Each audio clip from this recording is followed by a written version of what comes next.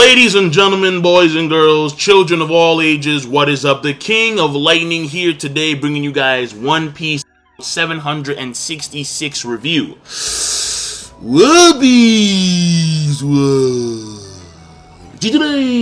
One Piece, man. Now, before I dive into the chapter, I want to talk about for maybe 2 minutes the cover page, because again, you had Oda have the graffiti on the Naruto Hokage face of the One Piece logo, and then you have the entire cover page that Oda dedicated to Naruto.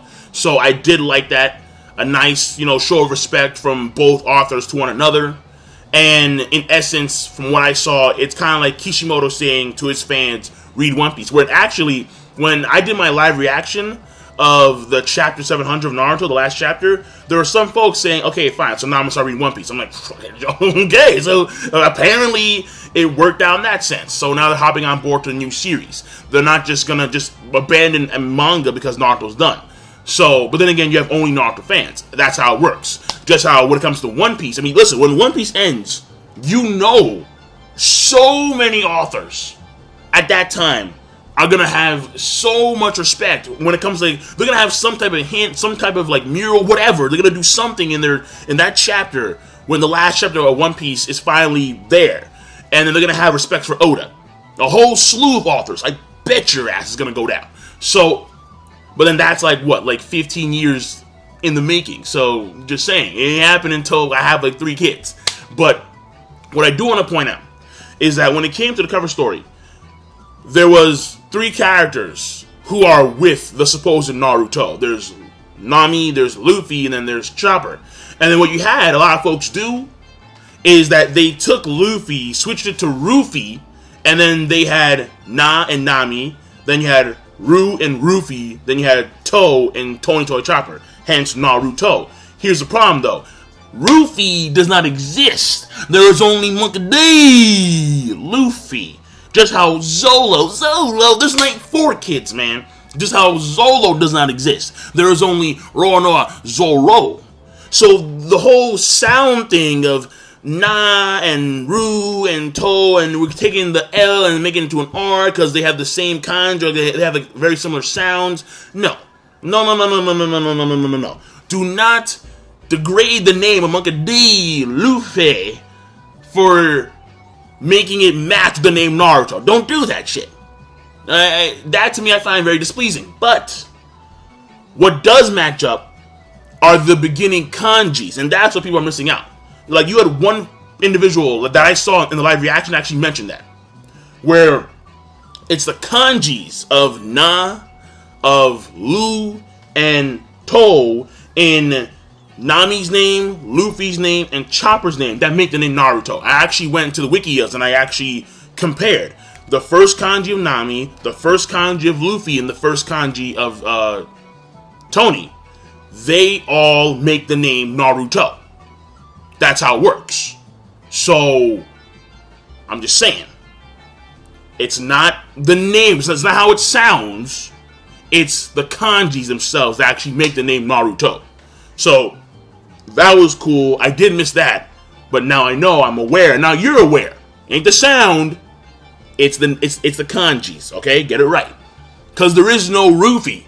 There is only Luffy.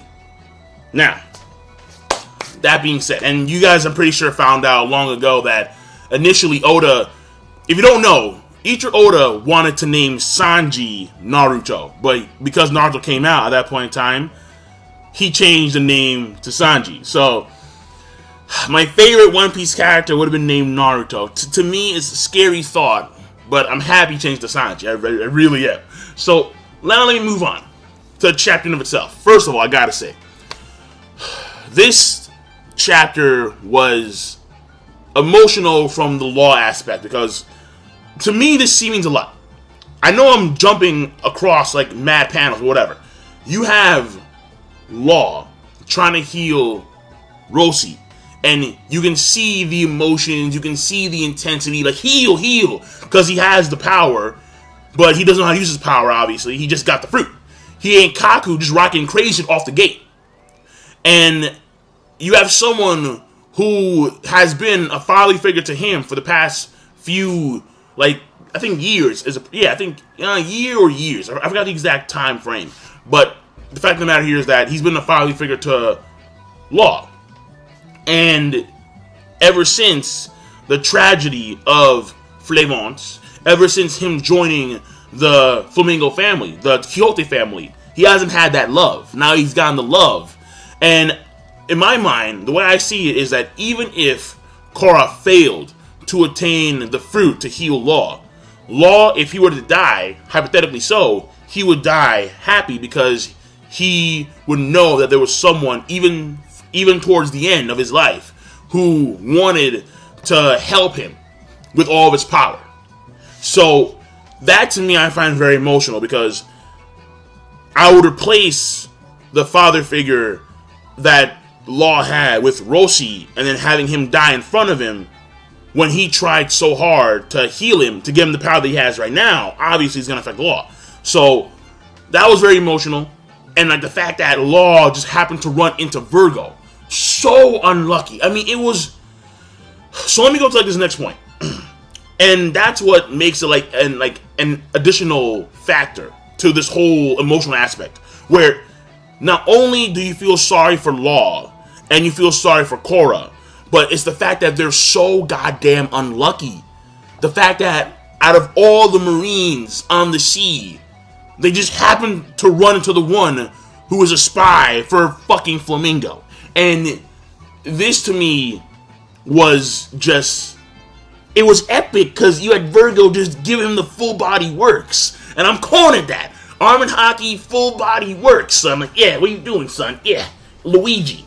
Zing! And then gone. But the thing here is that it's also really sad.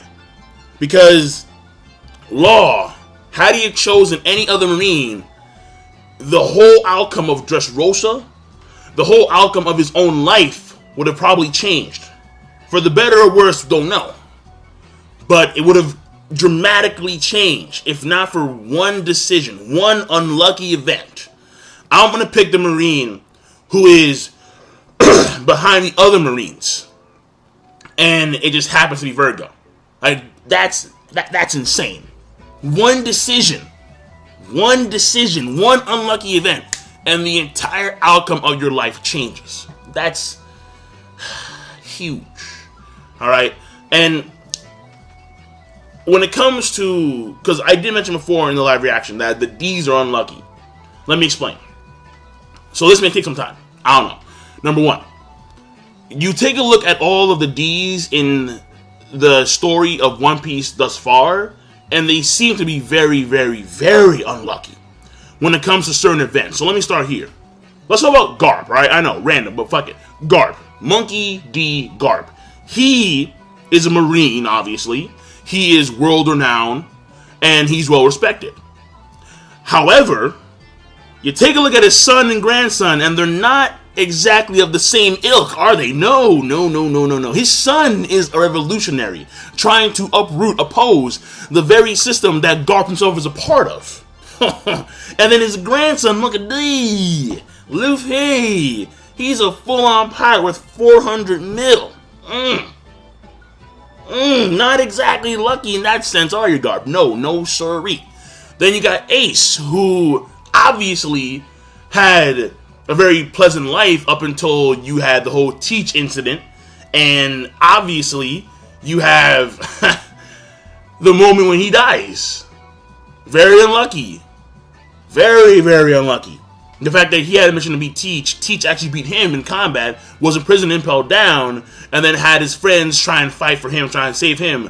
Most of them died. And then you had the moment when he takes on the Akainu outclasses him, and he goes for Luffy, tries to save Luffy. He does, but in the process, he himself dies. So Ace, very unlucky. Then you have Dragon. Well, I mean, Dragon, you can't really say much about Dragon, other than the fact that something was the catalyst for Dragon to say, fuck the Marines, fuck the world government, I'm fighting them. And I mean, I think it involves Luffy's mother. I'm not too sure. I mean, that's my own theories. Like, she may have died by the hands of Tenryubito or something like that. Again, I don't know. But it's a theory of mine. And for now, we need to scratch off Dragon because we don't know much about Dragon himself. But then you go over to, like, let's say Saul, all right? The one who saved Robin. Something D. Saul. He was obviously a good individual, Vice Admiral, I believe so, and certain events arose to where he wound up protecting Robin at the cost of his own life and died by hands of Aokiji. So, again, unlucky in that sense as well. Then you can go over to, like, let's say, I mean, Teach actually doesn't really fit the mold, because Teach, he's actually very lucky. Teach is actually very, very, very lucky. So, I mean, even in events like Impel Down, where Teach, he met Shiryu, and then Shiryu just happened to have the medicine for him, or I should say the antidote for him, when it came to him being poisoned by Magellan. So, Teach, he's actually a very lucky person, but then again, Teach plans ahead of time, like, extensively so. So, that does pay off in that aspect as well. The fact that he does plan a lot. But then we go over to, like let's say someone like Goldie Roger. Goldie Roger, King of the Pirates, the top of the world. He knew shit that no one knew. There's something going on in Wrath that we don't know the history of this world. But what happened? Goldie Roger conquered the Grand Line, conquered the New World, and then come to find out has a terminal illness, is gonna die, has to disband his crew, and then even though he ushered in the Pirate Age, was executed on the platform in Locktown. Very unlucky. And then finally, Monkey D. Luffy himself. I mean, I could also go and say, you know, Trafalgar D. Water Law. Obviously not that lucky when it comes to his backstory and the events that unfold. But you go over to Luffy, if you take into account what I honestly believe, is the greatest trilogy of arcs in One Piece. Shibuya Archipelago, excluding Amazon Lily, Impel Down, and Marineford. Very unlucky through all those arcs, losing his crew, and then having to go to Impel Down, save his brother, having to sacrifice years of his life to ward off Magellan's poison, and then goes to Marineford, fights against all these top tier dudes, and winds up failing to save Ace. Ace dies, and he goes into like a 2-week coma. So yeah, not exactly lucky in that aspect either. So in a lot of cases, the D's have certain attributes that benefit them, such as Luffy's ability to gather folk around him, and so on and so forth. I mean, I think the same thing can be said for guys like Ace, because Ace had a lot of friends, obviously, among the Whitebeard crew, and it's hinted strongly that Whitebeard himself wanted Ace to take over the crew once he passed away. And then, obviously, you have guys like Sabo, who is Vice Commander. Well, Sabo's not a freaking D, but let me go to Dragon, who is a D, he has his own freaking army. Yeah, that's a lot of dudes to follow you, duh. And they do benefit in some aspects of their scheme, the D's. But at the same time, there are so many events that are just unfortunate, unlucky when it comes to the D's.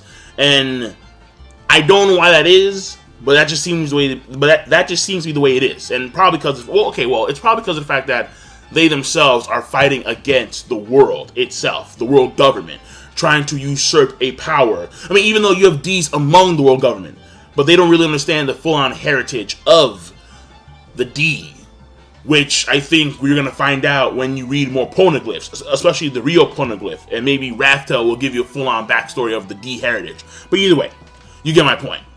Now, when it comes to stuff in the chapter, again, I do like Virgo's full-body works. You're just giving Roci the beatdown. And again, Law screaming, trying to help him, and Law, no, fuck out of my way, like he has no power to take on Virgo. And the full body works. And the fact that Virgo actually had full body armored hockey at that point in his life is also surprising. Because he's like, 15 years younger, I think. So, even then, had full body armored hockey. He must have been a genius in that sense. Seriously, I'm not joking. He must have been a genius when it came to actually learning and adapting his armored hockey. So, I'm hoping that at some point in the future of the story of One Piece, Luffy can actually learn full body armored hockey, or as I call it, the full body works. So if he can learn the full body works and have the gear second on top of that shit, oh, he'd be so fucking powerful. Oh my goodness gracious God. But he wouldn't be... Well, no, actually, no, he could probably fight against the Admirals at that point in time. if he actually knew how to use his haki to such a great degree. Because at this point in time, I don't think he can beat any admirals. I mean, vice admirals, yeah, but admirals, no, because they're leaps and bounds above vice admirals, obviously. At least because we all know vice admirals, they fluctuate in power, obviously, but you get my point. On average, vice admirals cannot compete anywhere close to the level of admirals. And then you have what's going on with the fruit beforehand, where you have the Das barrels, and people are trying to clarify now. Listen, I've gotten messages, I've seen comments where they saying that the captain of the Das barrels pirates is Drake because of some chin thing. Okay, fine, whatever. However, you have folks saying that it was Dory in that small panel. Okay, that's what I can see more plausible than the fucking goddamn captain. But still, I don't think any of them is Drake. Whatever. Now, here's my thing though. The fruit is worth 5 billion. 5 billion, Betty. That is more than any bounty we've seen thus far in One Piece. And honestly, I think I'm pushing it, maybe, but my own assumption is that Dragon's bounty is worth at least 5 times more than the old people we know me. I'm not joking. I think he has a 25 billion Betty bounty. I'm not joking. Because he has phenomenal power, hyped at least to have phenomenal power, and he is usurping the government and winning. He's not losing, he's winning. So, here's my thing. My thing is that if you threaten the very system that has been established for the past 900 years, and you're fucking winning, they want your head on a freaking stake immediately. So, that's my own personal theory, but I can see being the case where he's like in like the 20 billions. At least, if they're willing to spend 5 billion on a fruit, and the fruit does have phenomenal powers, but if they're willing to spend 5 billion on a fruit, the guy who's actually usurping their system probably is worth much more. Now, finally, we go over to Flamingo himself. And again, Flamingo, he already knew what was going down. He gave Roci false information, obviously. There were 2 marine ships, and they said, no, fuck that shit. And instead of going to Swallow, they went over to Minion and Birdcage. Yeah, and shitty. And I'm like, okay, alright. So, at least it's not a country, because at this point in time, his Duffy powers aren't as honed. And that makes sense to me, because he's younger, duh. But still, very impressive. Entire city, Birdcage and Compass, and then no one's leaving. I don't care if you're a Marine. I don't care if you're Das Barrels. Because Korra's in this area, no one's leaving. Parasite Strings, you guys fight each other while I'll go hunt for damn Korra. And Korra, he knows he's gonna die, but right now his mission is to save Law. So I gave Law the fruit. I want Law to live. I'm gonna save Law, but I'm gonna die with a smile on my face, on some Goldie Rod type of shit. And that's pretty cool. So, I mean, it was a weird, like, perverted, like, the eyes were hooked in a way that made it seem, like, really perverse and creepy. But, still, he's going out with a smile on his face. So, overall, the chapter, I think, is a good chapter. And it does give a very strong, because it was already there, but now it's more so of an emotional aspect in there when it comes to what's going on with Law and Virgo and just being so unlucky, and Korra being what is another fatherly figure of Law about to die by the hands of his brother Flamingo, which, again, very sad shit. So, I mean, it's looking like Law does have the saddest backstory among the characters that we've seen thus far. I mean, I think at this point in time it's pretty obvious. So, I'm done. King of Lightning. But then again, I say that, and I remember fucking 50 years on a boat with the corpses of your friends.